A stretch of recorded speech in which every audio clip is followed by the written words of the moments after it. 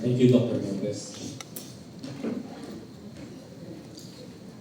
So our next speaker obtained his PhD in molecular and evolutionary systems biology. He is an assistant professor 5 at the National Institute of Molecular Biology and Biotechnology, University of the Philippines. His presentation is entitled Recombination as an Enforcement Mechanism of Pro-Social Behavior in Cooperating Materials. Let's all welcome Dr. Isaiah Paulo A.B.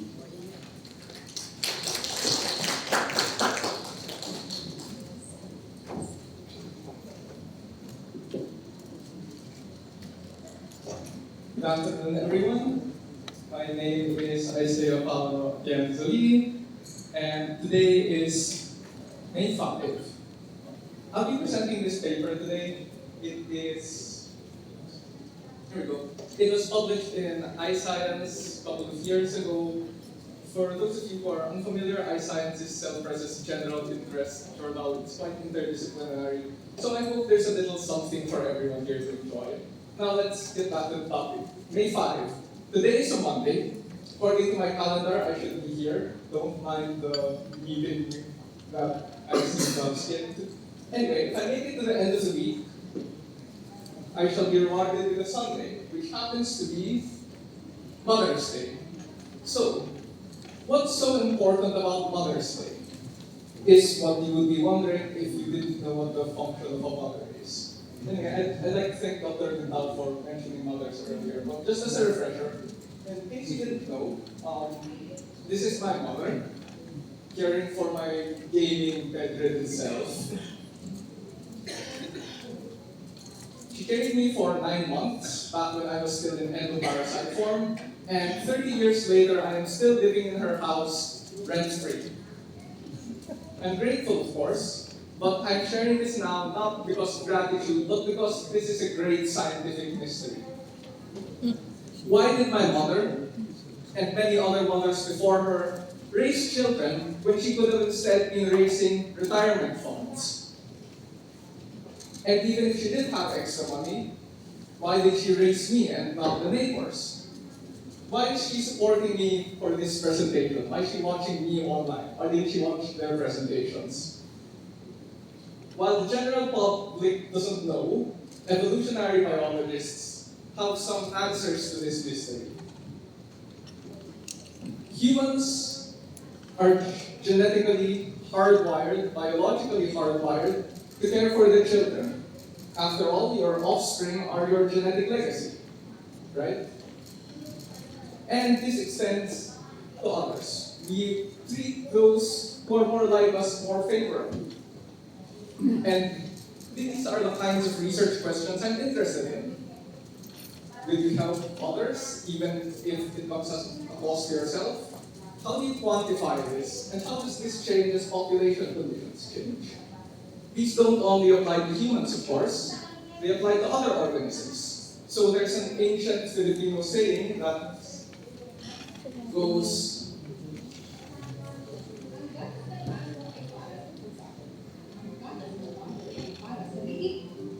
ang gatas ng baka. Para sa anak mo, hindi hayop ang anak mo. so if you were watching TV a couple of decades ago, you're probably familiar with this idea.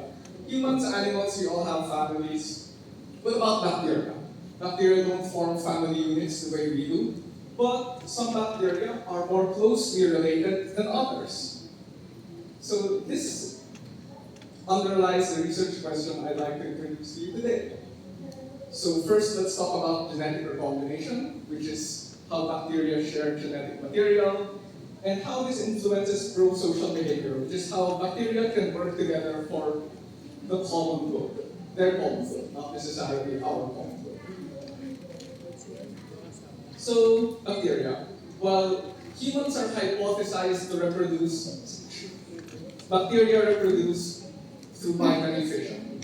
And that means one mother cell divides into two identical daughter cells. This leads to a problem, however, because how do you maintain genetic diversity if your population is all clonal? The solution to this is horizontal gene transfer, by which a foreign source of DNA, often another bacterium, can, through mobile genetic element transfer its DNA from one cell to another, whereby it can be recombined, so it is incorporated into the host genome, thereby effectively giving a bacterium a new genetic mother after its birth. And I'm interested in how this process affects how bacteria treat each other. Because, well, bacteria can work together in many ways. They sometimes form biofilms to protect themselves from the outside world. They can secrete molecules that help them scavenge nutrients from the environment, and these are then shared. And they can even secrete antibiotic degrading enzymes to protect each other from the antibiotics that we use to kill them. Now let's talk about enforcement. Anyone who's ever worked with other people knows that teamwork is difficult. So, if humans with all of our brain cells have difficulty with teamwork, how can bacteria with zero brain cells manage? We hypothesized that genetic recombination might be the answer. So here you can see that in panel A, we have the bacteria working together to secrete this orange enzyme to protect them from antibiotics. But sometimes a mutant crops up that benefits but does not help. Because it has a fitness advantage from not producing this molecule, it can take over the population, which results in the collapse of this protective function and widespread death. However, in cases where this shows up, if you have recombination, the other offending bacterium can be mothered into producing the molecule again, thereby rescuing the function for the population. So, we're interested specifically in how recombination rate affects the prevalence of cooperation in bacteria, and if so, how other ecological parameters influence this. We did this using an agent-based model coded in NetLogo. So it's a computational model which is good for modeling individual behavior. And we can use this to answer questions like, does increasing the recombination rate lead to an increase in cooperation throughout the population? And if so, does this change the population composition? Does this result in more cooperating bacteria, for example? So for this model, we have two behavioral classes. Bacteria can help each other, and also bacteria can share genes. We have good bacteria on the helping side, so they help their neighbors, and we have bad bacteria who benefit from their neighbors but don't contribute. And on the sharing side, we have recombinant bacteria that convince the neighbors to either be good or bad depending on what they themselves are, and we have non-recombinant bacteria, which can be converted but don't influence their neighbors. So overall, this means there are four types of bacteria. Good recombining, they share their resources and they share their genes. Good non-recombining, they share their resources, they don't share their genes. Bad non-recombining, they don't share their resources and they don't share their genes. And the bad recombining, they don't share their resources, they're bad neighbors, but also they're bad influences because they convince their neighbors to be bad as well. The simulations look kind of like this. So each triangle represents a different kind of cell, so they're color-coded. And you can see we start off with all bad bacteria. 50-50 rate, half are recombined, half are non-recombined. And you can see that as we carry on, the bad recombined bacteria start to take over the population. And we kind of see this continuing until the end of the simulation, with the exception of a few good bacteria that show up, but they quickly go extinct. So, at low recombination rates, we can say that bad recombining bacteria tend to dominate the population. They take over. We saw that it was a sea of yellow. So, we tried this again with one different parameter. We just changed the recombination rate, everything else was the same. It starts off similar, but eventually we see that there's a slight difference in that the blue bacteria that were kind of going extinct before, now don't go extinct. In fact, they start to multiply some more. And then eventually, we see them start to take over the population. There's still some bad recombining bacteria left, but they're far fewer in number. So just by changing the recombination rate, we have seen a change in the prevalence of cooperation in the population. So at a higher combination rate, we see good recombining bacteria dominate the population, while bad recombining bacteria are suppressed. So what we did was we plotted this over a variety of conditions. We ran this 100 times for each point. And as a result, we can look at the cooperator proportion. So that's shown by the colors that we saw at the end, as a function of the recombination rate. And we tested this across different benefits of cooperation. So for a multiplier of 1, for example, that means there are no benefits of cooperation, which is why the cooperators they go extinct. And at a multiplier of 5, for example, that's a very high benefit to cooperation. So we see that there are lots of cooperators no matter what their combination rate is. But for the intermediate values, we see that there's a positive relationship between the two. It's not quite a linear relationship, but a sufficient recombination rate can result in a transition from less cooperation to more cooperation. And we saw this across a variety of systems, so we tested different population viscosity values and different population sizes. Overall, we see the same trend line, it's just shifted left or right depending on the conditions. So overall, we do show that recombination is indeed an enforcement mechanism for these cooperating bacteria. But you might be wondering, what about the non-recombining bacteria? Why are they included in this model? And that's because in real life, sometimes gene transfer carries fitness costs to the host, and we wanted to model that. So what we show here first is what happens if there's no cost to recombining. And this is very similar to the model I showed you earlier, right? We see mostly good recombining bacteria and a few bad recombining bacteria maintained at the end. Okay. I wanted to see what will happen if we change it. What if there is a fitness cost to recombining? What if sharing your genes is bad for you after? Here we see that the recombiners go extinct very quickly. And we see lots of good non-recombining bacteria start to take over the population. And in fact, they rise to an even higher frequency than the good recombining bacteria in the previous model. So this is greener than the previous graph. The previous simulation was blue, right? Okay. So what we see here is a relatively counterintuitive result.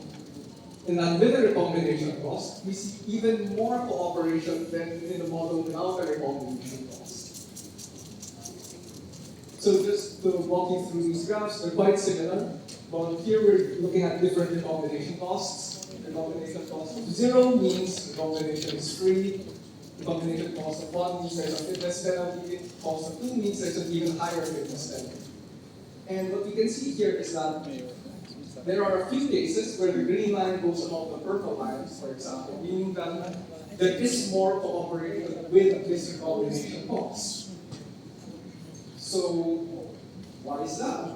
If recombination promotes cooperation, why does the extinction of recombination lessen? Why does the extinction of recombination also increase the cooperation? And I wanted to look into this further, and it seems that it's due to the extinction of the bad recombining bacteria. So these ones are bad influences. They're bad, and not all the other bad, with other bacteria being bad. So overall, we show that it can promote cooperation in a population, but also it can limit cooperation in a population. There are some limitations to this study. It's stochastic of spore bacteria, and some of the parameters are not very realistic, but it's fine because we keep the model running in finite time, and that these are not real bacteria. But we have the real bacteria on the way. I hope to see you again once we have the results ready. Thank you.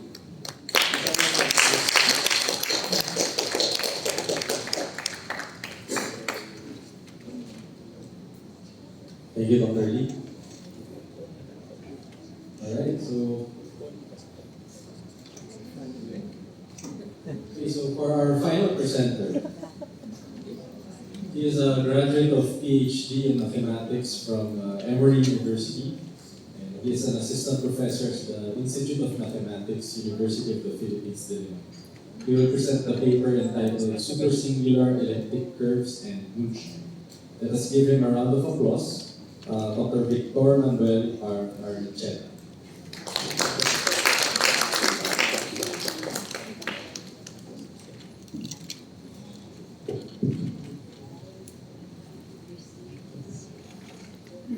Magandang araw po sa lahat. Una po, I would like to thank NAST for the opportunity to present my work entitled Supersingular Elliptic Curves and Motion. I'm Victor Manuel Archeta. I'm an assistant professor at the Institute of Mathematics, UP Diliman. I study pure mathematics. I'm interested in mathematical ideas and mathematical objects. And I would like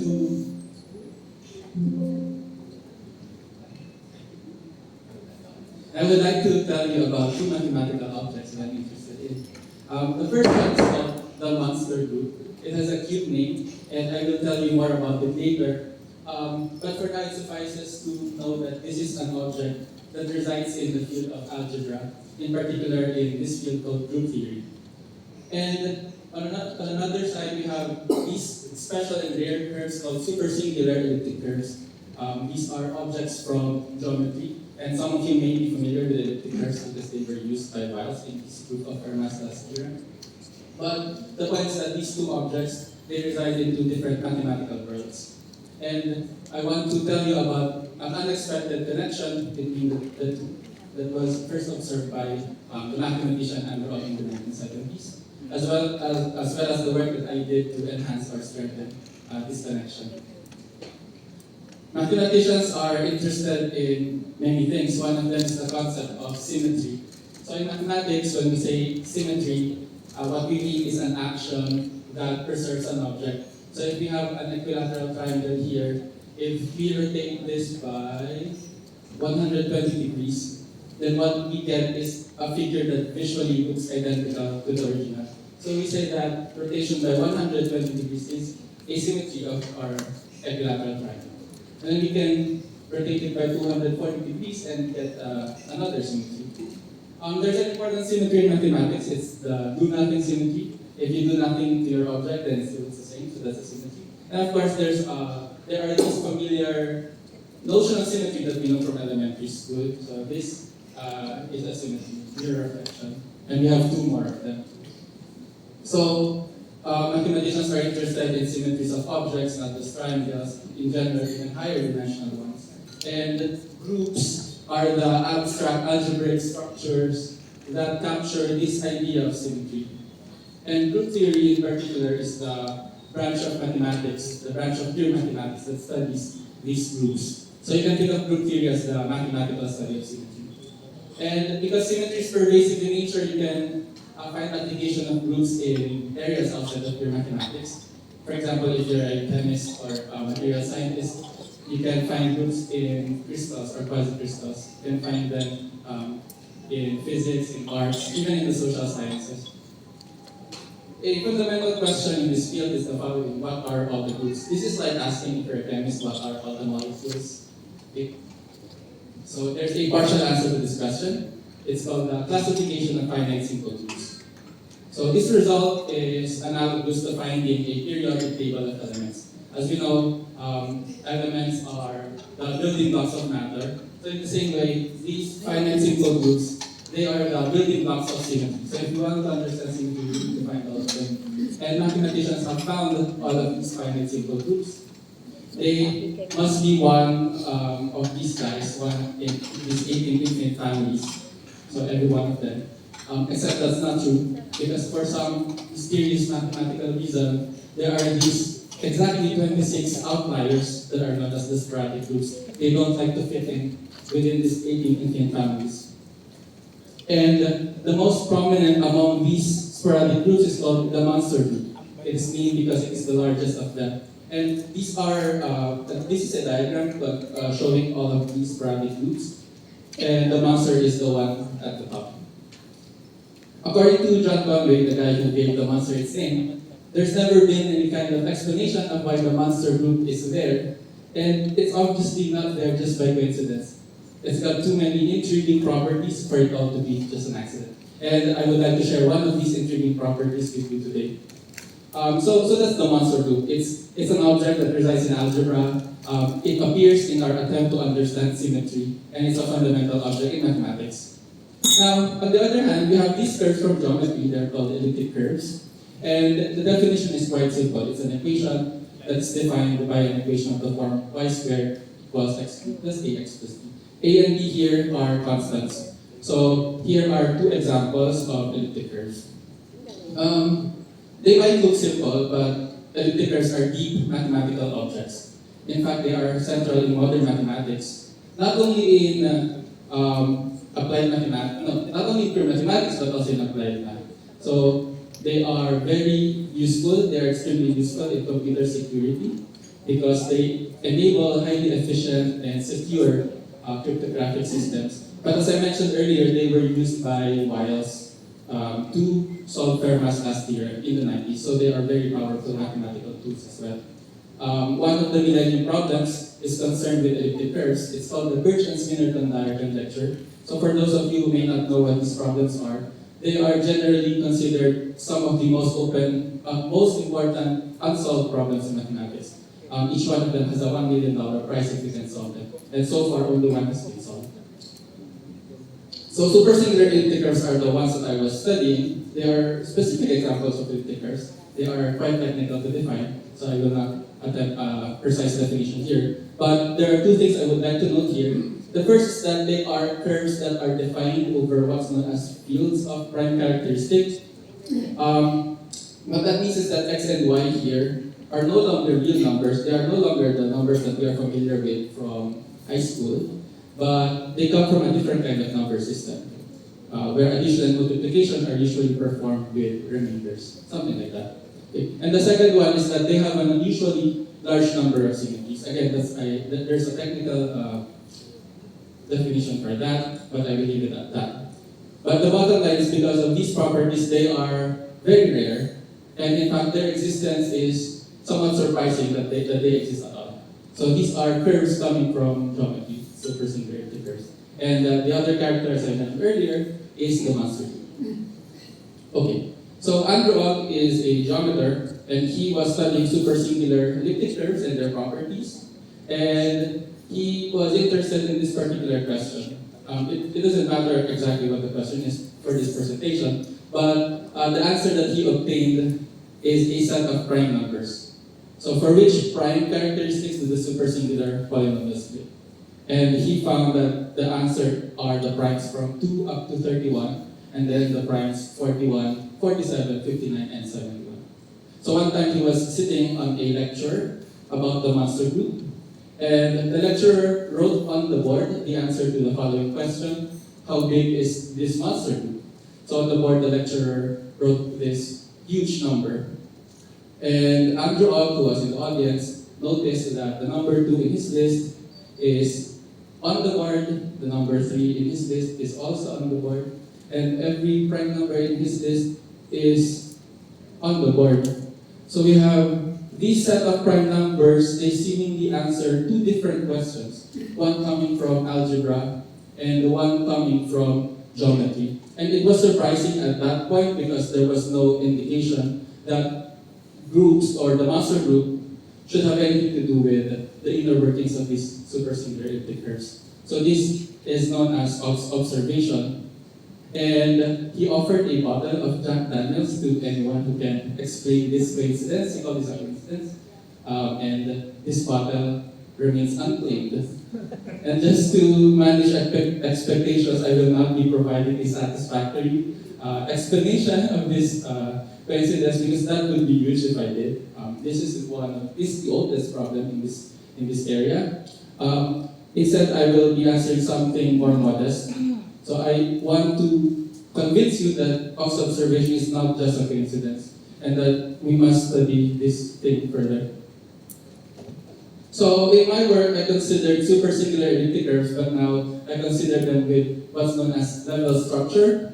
For people working on elliptic curves, this is a natural thing to do Basically, you just want to distinguish your elliptic curves further. You just want to separate them further. And then I would like to study the second largest particle, which is known as the baby monster. That's the actual name, and it's the guy in blue here. Okay, so I know how big the baby monster group is. There's this book called the Atlas of Finite Simple Groups. So I just have to open it and look at the proper page, and then I know that this is the size of the baby monster. So I tried to study these super singular elliptic curves with level structure. I tried to answer the same question that Tom did. I applied the same analysis but suitably modified for my case. And with shaky hands, I ran my code to produce the answer to this question. So first I got 2, so I was happy because 2 is there. And then I got the prime 3, that's also good. And I got all the primes from 5 to 23. So these are all the primes up to 23. Now, the next prime is 29. So I was getting, 29. So I was getting nervous that 29 might appear. But fortunately, the next prime that appeared is 31. And then the next prime is 47. So it happened again. So it happened twice, that you have this set of primes that are the answer to 2 different questions, one coming from algebra and one coming from geometry. It did not happen just twice, it happened over and over again. So it happened every time I tried to do this for different level structures. And I think the message here is clear. If it happens once, then maybe that's just a coincidence. But if it happens over and over again, then there must be some underlying explanation that we need to find. So, no, this is a phenomenon that generalizes in a predictable way. And that's one of the results in my paper. There are a few more results in the paper that I don't have time to explain. But this field, this paper is part of a bigger research area called moonshine. It's not related exactly to the alcohol. Moonshine here is a mathematical term which explains the unexpected connections between different mathematical objects. So moonshine is like the theory that binds all of them together. And moonshine is my favorite research topic. These topics these results were obtained during my PhD. But I am more broadly interested in the applications of modular forms to the field of number theory and algebra. Since coming back, I have had the opportunity to advise several talented younger mathematicians in the institute. So I have 5 PhD man students, 2 of them are here, Russell and Judy, who graduated last year, and they worked on modular forms. And then he's the person in orange is now working in moonshine, so I'm happy to share this research with her.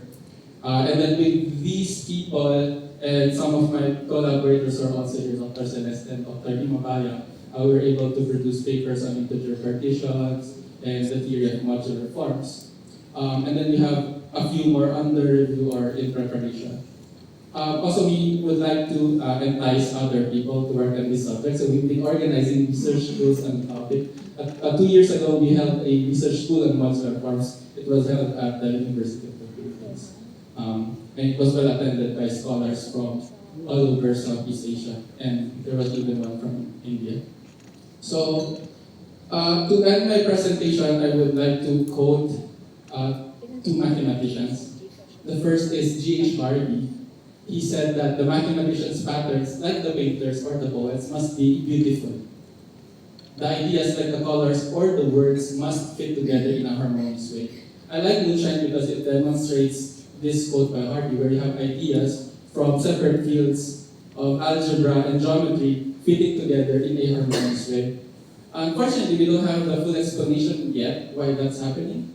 So, as David Hilbert said, we must know, we will know. And that's why we continue to study this field of moonshine. So thank you very much for your attention.